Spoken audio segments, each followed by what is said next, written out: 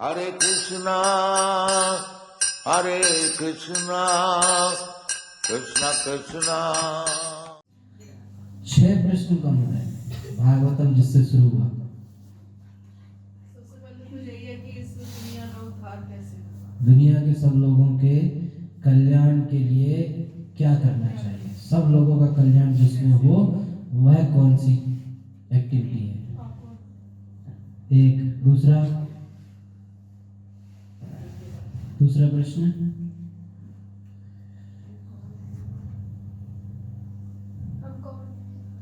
भगवान कृष्ण के जाने के बाद पृथ्वी का क्या हुआ?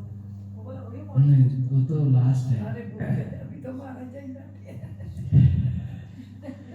दूसरा प्रश्न था समस्त शास्त्रों का सार क्या है?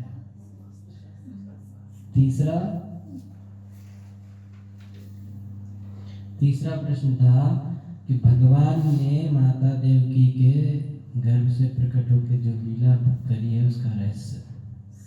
चौथा, भगवान ने सृष्टि कैसे करी, यानी कि पुरुषावतारों के बारे में प्रश्न था। और 5वां लीला अवतारों के बारे में। और 6वां कि भगवान कृष्ण के स्वधाम जाने के बाद धर्म ने किसकी शरण ली। ये 6 प्रश्न से भागवत शुरू हुई थी, है ना। सर्ग विसर्ग स्थान पौरुषया मनवंतरीशान तथा निरोध मुक्ति आशा। 6 प्रश्न थे, उत्तर में 10 विषय बताए गए, है ना। और अंत में 5 जो कंक्लूजन है भगवान चैतन्य महाप्रभु के द्वारा दिए हुए, वो क्या है? हमारे भगवान श्री कृष्ण उनका धाम वृंदावन, उन तक जाने की विधि, गोपियों का मार्ग, इन सब का प्रमाण श्रीमद् भागवतम। हमारा उद्देश्य क्या? भगवान श्री कृष्ण की प्राप्ति, श्री कृष्ण के प्रेम की प्राप्ति। कृष्ण की प्राप्ति तो कंस को भी हुई थी, कृष्ण प्रेम की प्राप्ति। और एक कॉमन प्रार्थना जो सारे भक्त भगवान के दर्शन होने के बाद भगवान से मांग रहे हैं। जो सारे भक्त जब उन्हें भगवान का दर्शन हुआ तो भगवान ने कहा मांगो, तो सबने एक चीज कॉमन मांगी, वो क्या है? भक्तों का संग। अच्छा, तो कल हम चर्चा कर रहे थे भगवान के भागवतम के 10वें स्कंद में 55 चैप्टर तक हो गया था, ठीक है। वहां तक रुक्मिणी का विवाह, है ना। एक्चुअली में भगवान सुखदेव गोस्वामी तो बता रहे थे भगवान के विवाह की चर्चा द्वारका में, और उसके बीच में पहले एक विवाह के बारे में बताया और फिर बाद में बीच में प्रद्युम्न की कथा भी उन्होंने बता दी, है ना।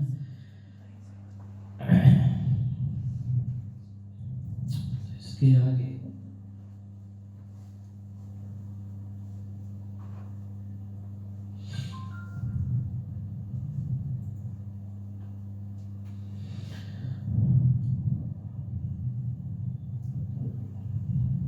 तो जब भगवान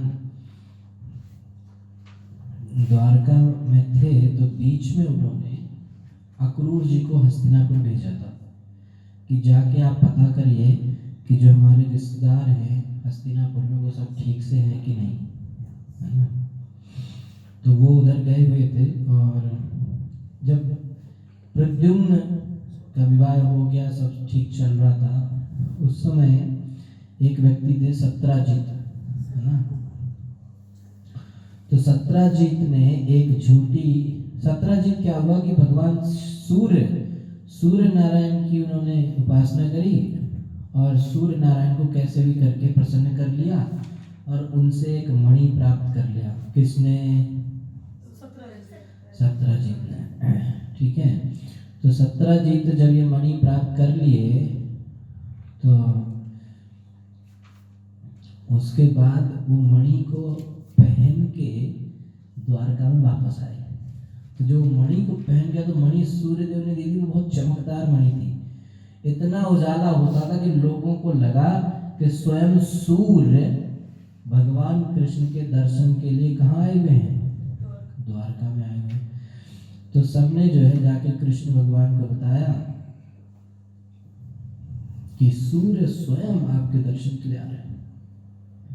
तो कृष्ण तो सब जानते हैं, कृष्ण समझ गए कि ये तो सूर्य नहीं, ये तो सत्यजित है और इसने मणि हासिल कर लिया है, और उसको थोड़ा घमंड भी हो गया था। तो भगवान घमंड नहीं देखते किसी का, उसको कम करते हैं। यानी वे भगवान ने सत्यजित से कहा कि ये मणि की खासियत क्या है कि ये बहुत सोना निकालती है, जितना चाहे उतना सोना निकाल लो, और जो है जिसके पास होगी उसको कोई रोग बीमारी कष्ट कुछ नहीं आएंगे, है ना।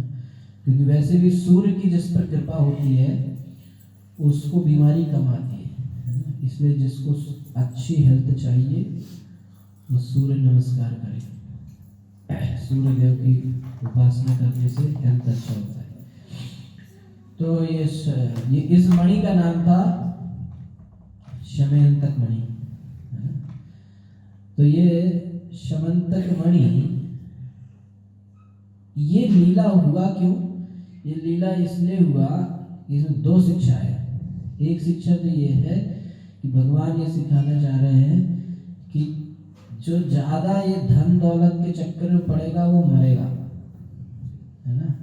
और दूसरा भगवान कह रहे हैं कि ये संसार है ही ऐसा, कई बार आपको ऐसा भी झेलने को मिल सकता है कि आपने कुछ ना किया हो फिर भी आपको कोई आके गालियां देके जाएगा। हो सकता है आपने कुछ भी नहीं किया, भगवान को स्वयं जो यहाँ पे सुनने को मिला, है ना। उसके बाद उसको बिस्किट नहीं चाहिए, उसको मणि चाहिए, है ना। तो इसके बाद भगवान ने उससे कहा सत्यजित से कि आप ना ये मणि राजा को दे दो, उग्रसेन जी को, राज के, है ना। तो उसने माना नहीं, तो उनका अच्छा इसका सोना दे दिया करो, मणि अपने पास रखो। तो उसने माना नहीं। तो फिर क्या हुआ कि एक दिन सत्यजित का जो भाई था प्रसेनजीत उस मणि को पहन के और घोड़े पे बैठ के गया जंगल में, है ना। अब एक ही मणि थी तो जो बाहर जाता था वो पहन के जाता था, ऐसे होता है ना, घर में एक ही कुछ है तो फिर सब उसको ही, है ना। तो प्रसेनजीत ने भी जो भी सोचा हो उसको पहन के चला गया जंगल में घोड़े पे बैठ के, और वहां जंगल में जो है एक शेर आया, सिंह, और सिंह ने प्रसेनजीत पे हमला कर दिया और इसको मार दिया और मणि लेके चला गया। मणि बहुत खतरनाक है। अब वो सिंह तो प्रसेन से मणि लेके चला गया और एक गुफा में गया। तो उस गुफा में पहले से कोई रहता था। उसमें कौन रहता था? जामवान मालूम है? कहाँ से? जामवान रामायण वाले, हाँ, जामवंत या जामवान, है ना। तो वो जामवान वहां पे रहते थे। तो उन्होंने देखा सिंह को, तो सिंह से उनकी लड़ाई हुई, उन्होंने सिंह को मार दिया और मणि लेके अपने बच्चे को खेलने को दे दिया, है ना। तो उनका बच्चा उस मणि से खेलता था। अच्छा, अब इधर द्वारका में क्या हुआ कि सत्यजित की मणि खोई हुई थी और उसका भाई भी मर गया, आया नहीं इतने दिन से। तो इन्होंने क्या सोचा कि ये कृष्ण बोल रहा था, कृष्ण कह रहे था कि ये मणि दे दो राजा को। तो हो ना हो कृष्ण ने ही मेरे भाई को मार लिया है और मणि को छुपा लिया है कि नहीं। तो इसने ये जो है सत्यजित ने क्या किया कि सारे जगह ये चीज, ये अफवाह फैला दी। क्या हाय हाय मेरे भाई को कृष्ण ने मार दिया और मणि रख ली। मणि के लालच में कृष्ण इतना वो हो गए कि उन्होंने मेरे भाई को ही मार दिया। तो ये अफवाह पूरी जगह फैल गई। है ना। इसलिए भगवान कहते हैं मैंने किया कुछ नहीं और देखो मेरे को गालियाँ खाने को मिल रही है ना। भगवान ने तो कुछ किया नहीं। तो इसके बाद भगवान ने सोचा कि यार अब ये कैसे इसको वो करें, है ना। तो भगवान स्वयं गए ढूंढने कि कहाँ गया प्रसन्न जी, तो मणि कहाँ गई। तो भगवान ढूंढने गए वहाँ, और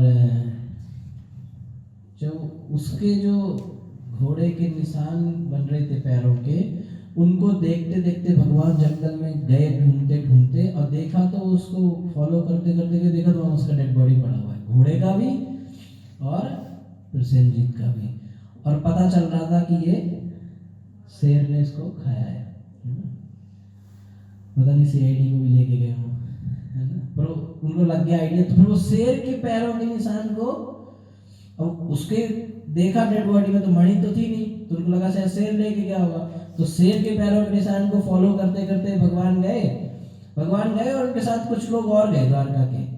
तो उसको पीछा करते करते गए, तो वो गुफा की तरफ जा रहा था।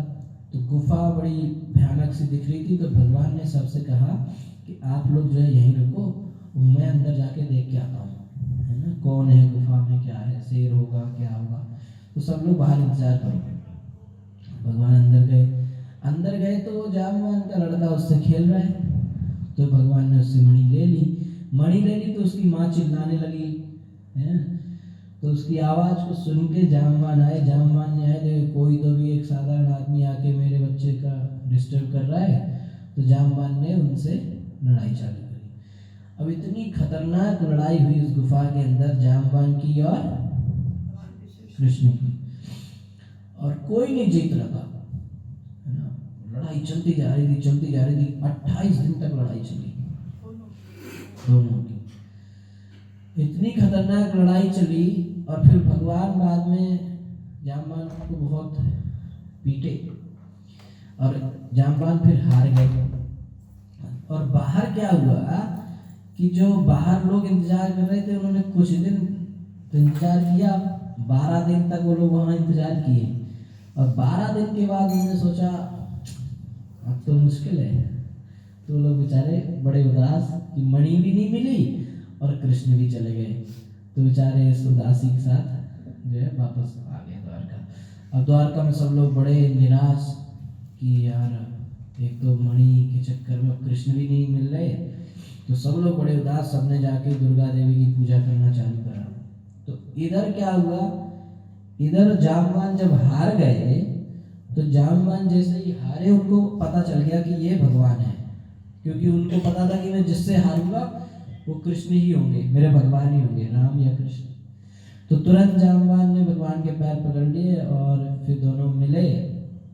उसके बाद जामवान कहते हैं कि आप मणि तो आप ले ही जाओ, और मेरी बेटी है जामवती, उसको भी आप लेके जाओ, जामवती से विवाह कर लो और दहेज में मणि में देता हूँ, है ना। तो इस तरीके से भगवान आए बाहर 28 दिन के बाद। तो जब इन्होंने पूजा किया द्वारका वासियों ने, तभी भगवान वहाँ पहुँच गए, है ना। तो ये एक और केस है जहाँ पे भगवान के भक्तों ने या परिकरों ने देवी देवताओं की पूजा की कृष्ण की प्राप्ति के लिए, है ना।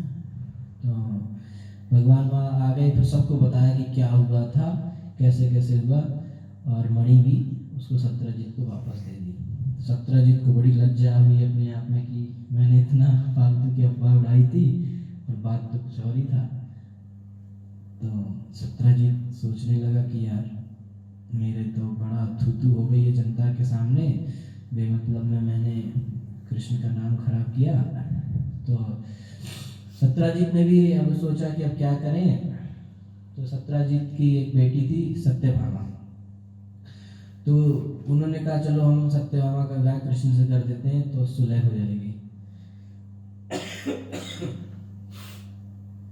तो उन्होंने सत्यभामा का विवाह कृष्ण से कर दिया, और उन्होंने भी कहा कि मणि आप दहेज में ले लो।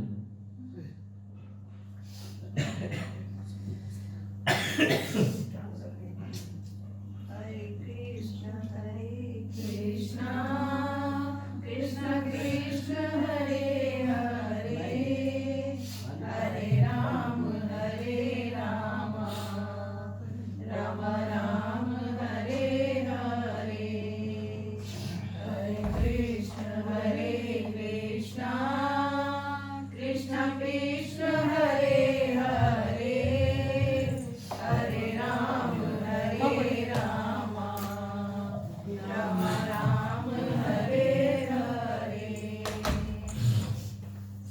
इसके बाद सत्यजीत कहता है कि मणि आप ले लो और मेरी बेटी से विवाह कर लो। तो भगवान कहते सत्यभामा से तो मैं विवाह कर लूंगा, लेकिन मणि तो अपने पास रखो, मणि नहीं चाहिए, ये मणि बहुत पंगा ऑलरेडी इतना हो चुका है, मेरे को नहीं चाहिए।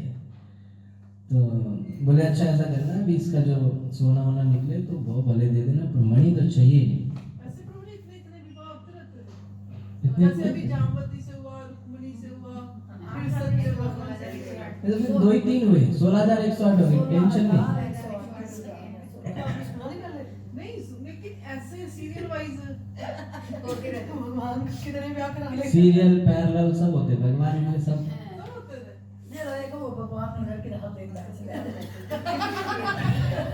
सच में? तभी तो कृष्ण है। ये हमने ऐसे सुनी नहीं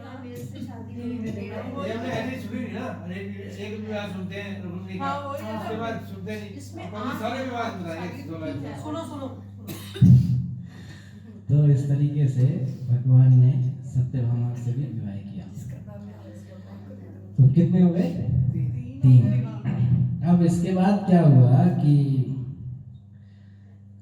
इधर हस्तिनापुर साइड, दिल्ली साइड, पांडवों की साइड क्या हुआ था कि ये खबर आई थी कि पांडवों को लाख का महल बना के जलाने की कोशिश की गई।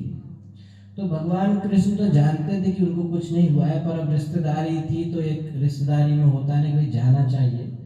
तो कृष्ण बलराम दोनों उनको देखने गए। होता ना बीमार हो गए तो खबर तो मिल जाती कि ठीक है, लेकिन फिर भी एक होता है ना कि जाना चाहिए भाई। तो कृष्ण बलराम इधर आ गए। जब कृष्ण बलराम इधर आए तो वहां पर द्वारका में क्या हुआ कि अक्रूर ने और कृतवर्मा ने, एक और व्यक्ति था शतधन्वा। तो शतधन्वा को एक्चुअली हुआ क्या था कि जो सत्यजीत था उसने शतधन्वा को पहले से कह रखा था कि मैं अपनी बेटी की शादी तुमसे करूंगा, है ना। तो यहाँ हुआ क्या कि इन्होंने तो कृष्ण से कर दी शादी, तो शतधन्वा पहले से ही खुन्नाया बैठा हुआ था। तो इन लोगों ने कहा, अक्रूर ने और कृतवर्मा ने उसको सलाह रखी, क्योंकि ये भी चाहते थे कि सत्यभामा का विवाह हमसे हो जाए और वो भी चाहता था, हुआ कृष्ण से। तो सारे के सारे एक हो गए और इन्होंने शतधन्वा से कहा कि तुम ऐसा करो, सत्यजीत को क्या करो, वो आए नहीं उस दिन वाले बुरा कर दो, है ना। तो सत्यजीत को इन्होंने क्या किया, शतधन्वा ने रात में सोते समय उसको मार दिया और मणि जो है निकाल दिया। अभी मणि का खत्म नहीं हो रहा है केस। तो जब सत्यजीत मर गए तो सत्यभामा तो बिल्कुल ही गुस्सा हो गई, बिल्कुल अरे क्या हो गया।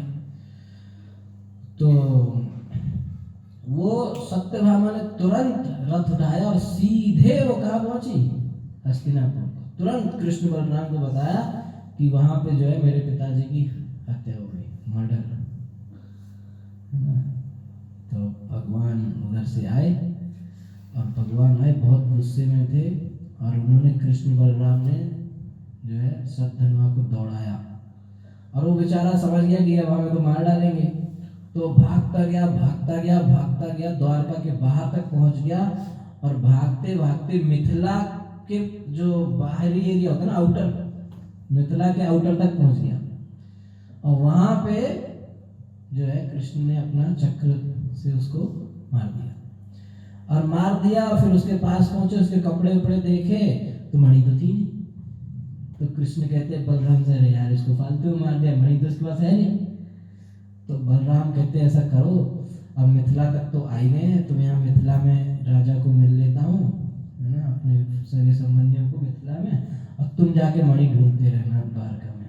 तो बलराम जी रह गए मिथिला में और यही मिथिला में रह के फिर उन्होंने दुर्योधन को गदा युद्ध, गदा की जो शिक्षा दिया ना, वो इसी समय दी। इसके बाद कृष्ण गए वापस, मणि को तो ढूंढना है ना, एक बार ढूंढी थी फिर दोबारा वो, है ना, हर बार मणि के चक्कर में एक एक मर्डर हो रहा है। तो इसके बाद जो है शतधन्वा ने क्या किया था कि वो मणि अक्रूर जी के पास छोड़ गया था। और अक्रूर क्या हुए, अक्रूर को पता था कि पकड़े जाएंगे, तो ये मणि लेके चले गए काशी और काशी में इन्होंने खूब यज्ञ करवाए, और ये मणि तो खूब सोना देती थी, तो ये यज्ञ करवाते थे तो सोने का हवन कुंड बनता था। सोचो इतना सोना देती थी वो मणि, तो सोने के हवन कुंड में यज्ञ होता था। तो ये बात सब जगह फैल गई थी कि अक्रूर जी वहां पे सोने का हवन कुंड में यज्ञ करा रहे हैं। तब कृष्ण तो समझ गए कि मणि किसके पास है, अक्रूर के पास है। अब अक्रूर को बुलाएं कैसे? तो कृष्ण ने, सब लोगों ने ऐसा एक प्लान बनाया कि अक्रूर जी को बुलवाया जाए। तो कृष्ण ने उस समय द्वारका में थोड़ा समस्याएं पैदा करी, जैसे कि बाढ़ आना या कुछ तरह की प्राकृतिक आपदाएं, है ना। तो जो सबने कहा कि अक्रूर जो है, उसके पिता ने एक बार अकाल पड़ा था, तो उसके पिता ने जो यज्ञ करके सब शांत किया। तो उन्होंने कहा शायद अक्रूर में भी वही शक्ति हो, अक्रूर को बुलवाओ। तो इस बहाने से कि अक्रूर जी आओ और यहाँ पे यज्ञ करो, क्योंकि यहाँ पे बहुत सारी समस्याएं हो रही हैं, इस बहाने से अक्रूर जी को बुलवाया गया। अक्रूर जी जब आए तो भगवान ने उनसे कहा, देखो हमें पता है कि मणि तो आपके पास ही है और जो है आप मणि हमें दे दीजिए। तो अक्रूर जी को बड़े सम्मान से उन्होंने बोला, और बाद में अक्रूर जी ने वो मणि दे दी, है ना। तो इस तरीके से जो है ये मणि का जो लीला है, इसमें कई लोग मरे और कई लोगों की बदनामी हुई। अक्रूर जैसे भक्त की भी बदनामी हुई। और इसमें दो शिक्षा तो जैसे बताया कि एक तो कि ज़्यादा धन के आगे पीछे घूमने से नुकसान होता है, दूसरा कि अगर आपने कई बार हो सकता है कुछ भी ना किया हो गलती, पर फिर भी आपको सुनने को मिलेगा बदनामी, गालियाँ। कृष्ण ने कोई गलती करी नहीं, पर उनको बहुत कुछ सुनने को मिला। और तीसरा, अक्रूर तो बढ़िया व्यक्ति थे, भक्त थे, लेकिन उन्होंने कुछ समय के लिए सद्धर्मा वगैरह से दोस्ती कर ली, जो कि गलत दिमाग के व्यक्ति थे, है ना। तो इससे तीसरा शिक्षा ये है कि हमें गलत, अगर हम कितने भी अच्छे हों, हम सब बढ़िया हो, लेकिन अगर गलत व्यक्ति का एसोसिएशन ले लेंगे, संग कर लेंगे, तो उसके गुण हमारे अंदर भी आ जाएंगे। अक्रूर जी तो बेमतलब में फंस गए, बस संग ऐसा कर लिया कुछ समय के लिए, तो उनके अंदर भी वो इच्छा आ गई, है ना। नहीं तो आपने सुना अक्रूर जी भगवान के कितने, है ना। तो ये संग का असर हो गया। इसलिए भगवान सारी लीला ऐसे करते हैं कि भक्त सीखें, तो करते उन्हीं से हैं जो उनके क्लोज भक्त हैं, है ना। तो संग अगर नहीं किया होता सद्धर्मा और उन लोगों का, तो अक्रूर जी के मन में ऐसी इच्छाएं ना आती, है ना। तो इस तरीके से जो है शमंतक मणि का जो लीला हुआ। इसके बाद जब भगवान एक बार इंद्रप्रस्थ में जब थे, तो एक बार अर्जुन के साथ नदी के किनारे यमुना जी के साइड में बैठे हुए थे। तो वहाँ उन्हें एक बहुत सुंदर स्त्री दिखाई दी। तो अर्जुन को कहते हैं कि तुम जाके पूछ के आओ कौन है। अर्जुन कहता है मैं क्यों जाऊँ, बोले तुम जाओ। तो अर्जुन को भेजा कि जाओ पता करो ये कौन है, क्यों यहाँ जंगल में अकेले घूम रही है, इसका क्या विचार है, ये सब पता करके आओ डिटेल। तो अर्जुन कहते यार मैं क्यों जाऊँ, तो भगवान की इच्छा से गए हो। तो उनको पूछते देवी आप यहाँ अकेले जंगल में क्या कर रहे हैं, कहाँ से आई, आपके पिता कौन है, आप कौन है, जिस तरह से यहाँ विचरण कर रही हैं, और आपके जिस तरह से आप यहाँ घूम रही हैं, आप लग रहा है कि आप अपने स्वामी अपने या आप विवाह की इच्छा से यहाँ घूम रही हैं, पति की इच्छा से। तो वो कहती है कि मैं कालिंदी हूँ, यमराज की पुत्री, और मेरे पिता ने यहाँ नदी के अंदर महल बनाया हुआ है, उसमें मैं रहती हूँ, और मैंने ये प्रतिज्ञा की है कि मैं स्वयं भगवान विष्णु से ही शादी करूँगी, इसलिए मैं यहाँ पे उनका इंतजार कर रही हूँ। तो अर्जुन ने कहा तो विष्णु से शादी करेंगी तो यही है। तो इस तरीके से कृष्ण को बताया। Thank you so much. इस तरीके से कृष्ण को ये बताया, तो कृष्ण ने वहाँ पे फिर कालिंदी को स्वीकार किया और उनको द्वारका भेजा, और वहाँ पे द्वारका में फिर कालिंदी से भी कृष्ण ने विवाह किया। ठीक है, कितने हो गए? अवंती के राजा की एक पुत्री थी मित्रविंदा, तो भगवान ने उससे भी विवाह किया। और फिर एक राजा थे नग्नजित, तो वो उन्होंने एक शर्त रखी थी विवाह के लिए। मित्रविंदा से विवाह हो गया उज्जैन के राजा की बेटी से, ठीक है। और फिर जो नग्नजित था उसने, उसके पास 7 बैल थे बहुत खतरनाक, तो उसने शर्त रखी थी जो इन 7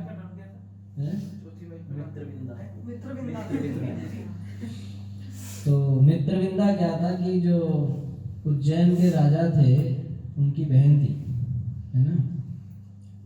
तो वो लोग चाहते थे कि वो दुर्योधन के सपोर्टर थे, तो वो नहीं चाहते, तो भगवान ने उनका भी अपहरण किया था, है ना। तो फिर नग्नजित की बेटी थी सत्या या नग्नजित्ती, तो वो कृष्ण को चाहती थी। जो स्वयंवर हुआ, स्वयंवर की शर्त थी कि जो 7 बैलों को हरा देगा, तो जो भी राजा आता था 1 बैल को पकड़ता था, 6 बैल उसको पहले ही निपटा देते थे। इतने खतरनाक बैल थे। देखा होगा ना आपने, वो कौन से देश में होता है, एक बैलों से फाइट होती है। कुछ समय पहले मीडिया में काफी उसमें था बुल फाइटिंग की, तो ये उस समय चल रहा है। बुल फाइटिंग क्या था वो, जली गुट्टू क्या था, कुछ समय पहले मीडिया में आया था ना।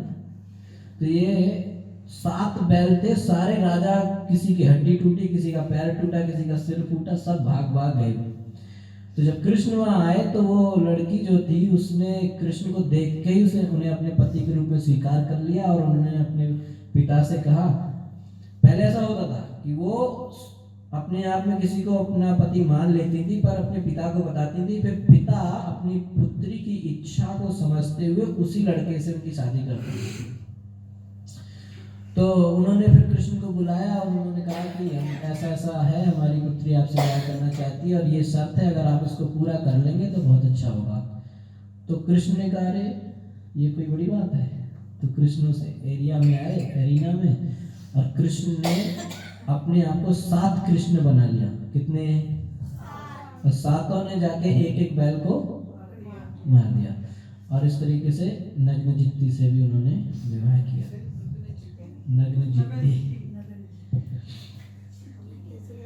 और उसके बाद एक राजा थे श्रुतकीर्ति, उनकी पुत्री भद्रा से विवाह किया। और फिर मद्र देश के राजा, मद्र माने मद्रास हो गया, तो उधर के राजा की बेटी थी लक्ष्मणा, तो उनसे भी कृष्ण ने विवाह किया। कितने हो गए? 8 हो गए। इसके बाद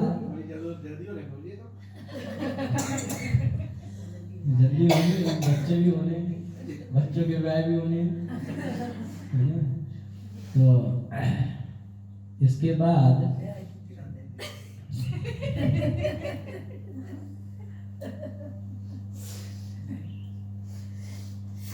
बाद एक राक्षस था नरकासुर, ये तो आपने सुना होगा, भौमासुर, है ना। तो नरकासुर को जो है वो क्या करता था कि वो लड़कियों को किडनैप करके अपने उसमें रखता था, जेल में। तो ऐसे 1 2 3 4 करते करते उसने ना, जैसे बूंद बूंद से घड़ा भरता है, उसकी जेल भर दी। कितनी लड़कियां थी जेल में? 16,100।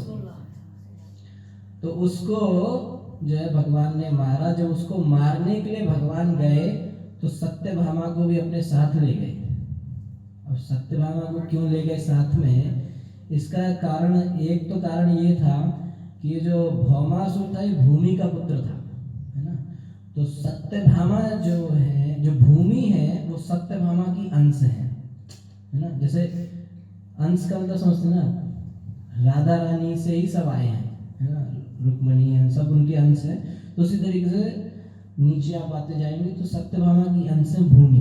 तो भगवान ने भूमि देवी को ये वादा किया था कि बिना आपकी आज्ञा, बिना आपकी अनुमति के मैं आपके पुत्र को नहीं मारूंगा, है ना। जैसे शिशुपाल की माँ को प्रॉमिस किया था कि 100 गलतियों के बाद मारूंगा, है ना। तो सत्यभामा को ले गए कि भूमि किसकी अंश है? सत्यभामा की। तो जब सत्यभामा देखेंगी कि कृष्ण के ऊपर इतना ज्यादा ही अटैक कर रहा है मेरे पति के ऊपर, तो सत्यभामा खुद कहेंगी मारो इसको, तो मार दूंगा। देखो भगवान की चालाकी। तो सत्यभामा को अपने साथ ले गए और वहां पे खतरनाक युद्ध हुआ, और उस युद्ध में सत्यभामा ने कहा इसको मारो, है ना, तो मार दिया। अब और दूसरा कारण ये था कि जो नरकासुर या भौमासुर था, इसने देवताओं पे अटैक करके उनका कई सामान चुरा लाया था, है ना।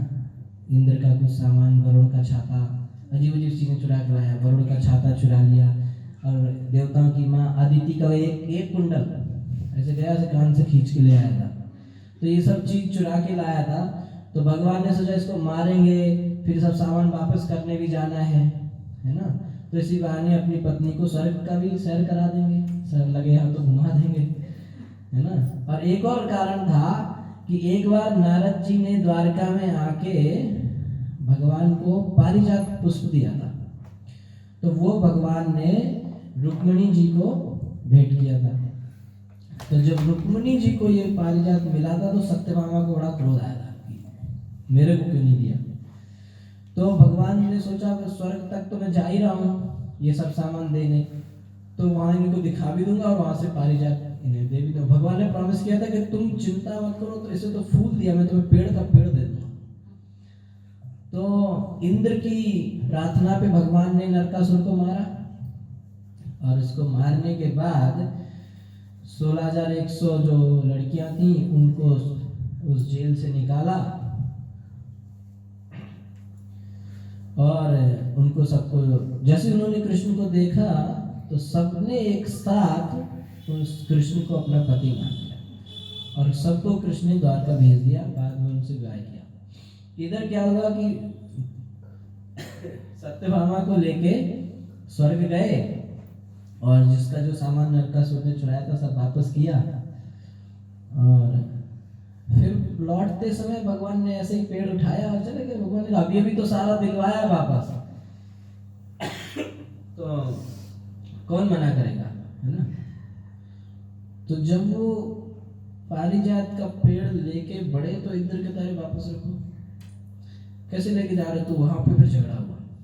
तो फिर भगवान ने अभी इंद्र को सब दिलवाया वापस, एक राक्षस मार के। अभी इंद्र देखो 1 सेकंड नहीं हुआ पलट गया, है ना।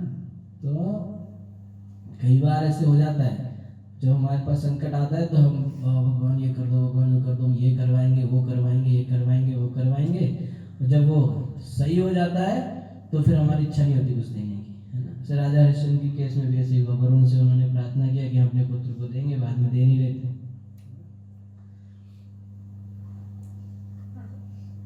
एक बार साउथ इंडिया में था ना, तो उधर की एक स्टोरी बताऊंगा। एक बार एक व्यक्ति, नारियल का पेड़ देखा आपने कितना ऊंचा होता है, कहाँ देखा है, कहाँ देखा वो क्या मैंने देखा, मैं कहाँ टीवी में कितना बड़ा था, इतना बड़ा, टीवी कितनी बड़ी है। तो एक आदमी नारियल के पेड़ पे चढ़ा था नारियल तोड़ने के लिए, तो बड़ी खतरनाक आंधी तूफान एकदम से आ गया, बड़ा खतरनाक। तो उसने वही ना, अब उसको लगा कि वो नारियल के पेड़ ऐसे हिलते हैं यूं यूं, तो उसको लगा तुम्हें हो गया। तो उसने कहा भगवान अगर ये मैं बच गया, आंधी तूफान रुक गया और मैं बच गया, तो मैं ना 10 नारियल आपको चढ़ाऊंगा इसमें। तो थोड़ी देर के लिए आंधी रुकी और वो खिसक के नीचे गिरा, फिर बीच में अटक गया। तो उसको लगा कि अब तो थोड़ा कम हाइट हो गया है, तो कहता भगवान बच गया तो मैं 5 ही चढ़ाऊंगा, अब तो बच गया ना। ऐसे करते करते बाद में 1 चढ़ाऊंगा। तो इस तरीके से हमारी इस तरह से भावना कभी कभी बदल जाती है। इंद्र ने भगवान से युद्ध किया, भगवान ने इंद्र को हराया और पारिजात का वृक्ष लेके वहां आए। इस तरीके से जो है भगवान के कितने विवाह हुए, 16,108। ठीक है। फिर एक बार अब ये सब विवाह हो गए, तो एक बार की बात है कि भगवान कृष्ण एक बार माता रुक्मिणी जी के साथ उनके जो अंतःपुर होता है, अंतःपुर माने बेडरूम, इंटरनल क्वार्टर्स, पहले ऐसा होता था एक लेयर 2 लेयर से होते थे, है ना। तो जो सबसे अंदर का होता है उसमें रानी रहती थी, तो उसमें भगवान कृष्ण बैठे थे रुक्मिणी जी के साथ। तो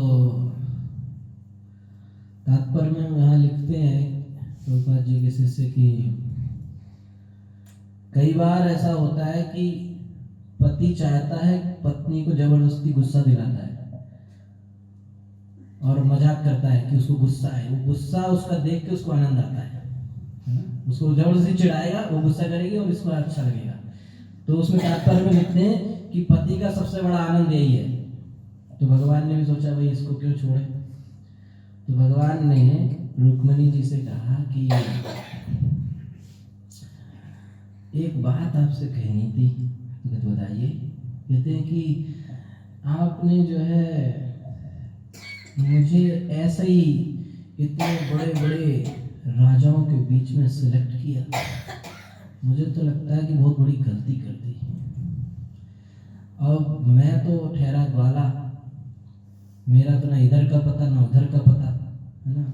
कोई कहता है कि तुम वसुदेव के लड़के हो, कोई कहता है कि नंद के लड़के हो, तो कुछ पता ही नहीं, है ना।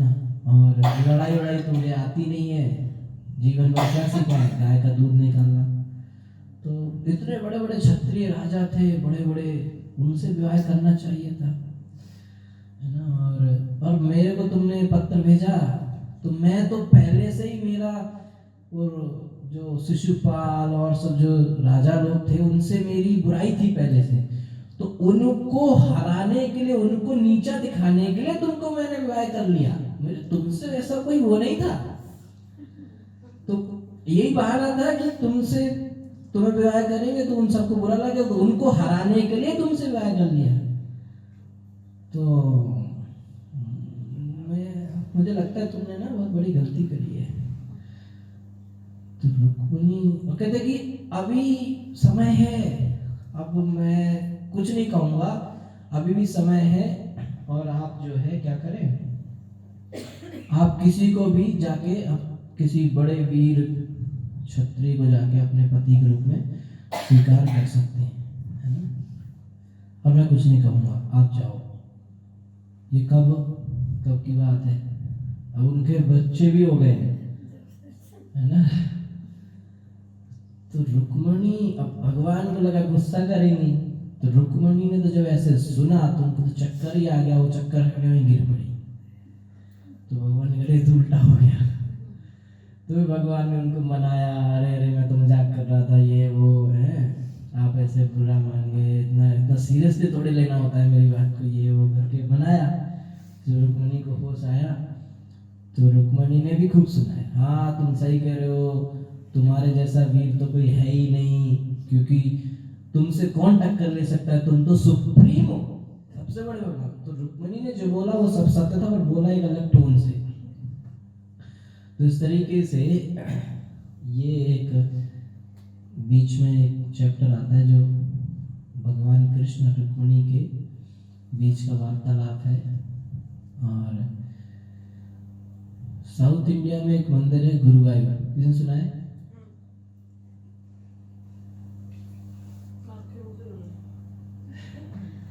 तो गुरुवायूर के मंदिर में, वहाँ पे उसके साथ में एक शंकर जी का मंदिर है। तो उस मंदिर में एक बार बहुत पहले के समय में एक बहुत बड़े भक्त थे, उनका नाम था पूंतानम। क्या नाम था? पूंतानम। तो पूंतानम वहाँ पे कथा करते थे, है ना। तो रोज कथा होती थी, और वो जितना कथा हो जाता था तो बीच में एक बुकमार्क होता है ना, मोर का पंख या कुछ लगा के चले जाते थे, अगले दिन उसके आगे से कथा करते थे।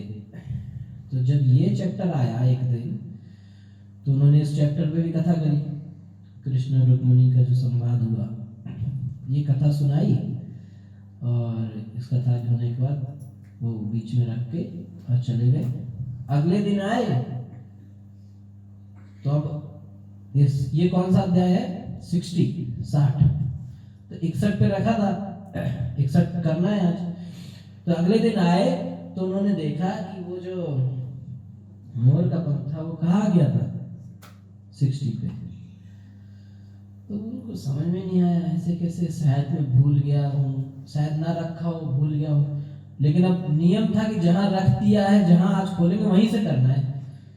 तो उन्होंने फिर से सुनाई वही कथा। अब कल तो ऑलरेडी सुना चुके थे, आज भी सुनाई तो भक्तों को और आनंद आया।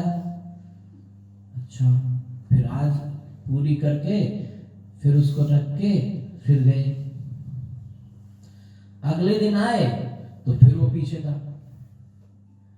तो उनको लगा कि यार ये तो समस्या है, उनको समझा नहीं। उन्होंने सोचा शायद मैं फिर भूल गया हूँ, तो फिर वही सुनाया। ऐसे 2-3 दिन हुआ। फिर एक दिन जब वो तीसरे दिन के बाद जब वो शाम को गए तो कुछ तो भूल गए अपना मंदिर में।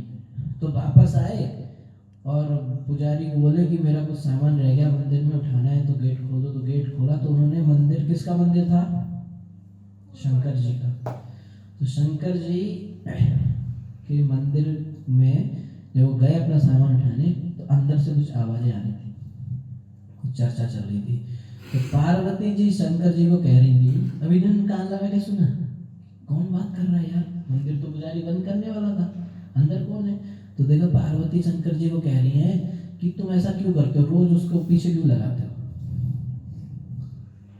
वो बेचारा परेशान है।